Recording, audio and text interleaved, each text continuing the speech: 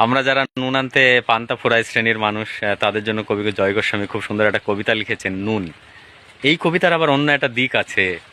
খুব সাধারণভাবে অভাবে অত্যাচারে অভাবে অনটনে কিভাবে জীবনকে যাপন করা যায়, একটা ঘোরের মধ্যে নেশার মধ্যে হই হুল্লোড় করে জীবনকে যাপন করা যায়, সেইটা কিন্তু সুন্দরভাবে কবি জয় গোস্বামী এই কবিতায় উল্লেখ করেছেন। কবিতা নুন। আমরা তো অল্পে খুশি, কি হবে দুঃখ করে। আমরা তো অল্পে খুশি, কি হবে দুঃখ করে। আমাদের দিন চলে যায় সাধারণ ভাত কাপড়ে। চলে যায় দিন আমাদের অসুখে ধার দেনাতে। বাপ বেটা দুভাইয়ে মিলে টান দিই গঞ্জিকাতে। সব দিন হয় না বাজার, সব দিন হয় না বাজার, হলে হয় মাত্রা ছাড়া।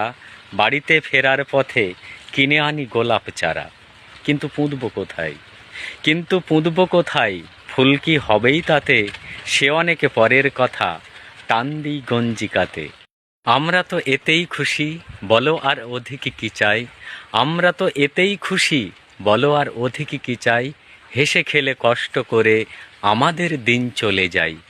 মাঝে মাঝে চলেও না দিন, বাড়ি ফিরি দুপুরে রাতে। মাঝে মাঝে চলেও না দিন, বাড়ি ফিরি দুপুরে রাতে। খেতে বসে রাগ চড়ে যায়, নুন নেই ঠান্ডা ভাতে। রাগ চড়ে মাথায় আমার, আমি তার মাথায় চড়ি। রাগ চড়ে মাথায় আমার, আমি তার মাথায় চড়ি।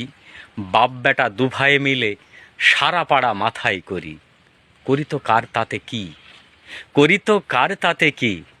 আমরা তো সামান্য লোক, আমাদের শুকনো ভাতে লবণের ব্যবস্থা হোক, লবণের ব্যবস্থা হোক।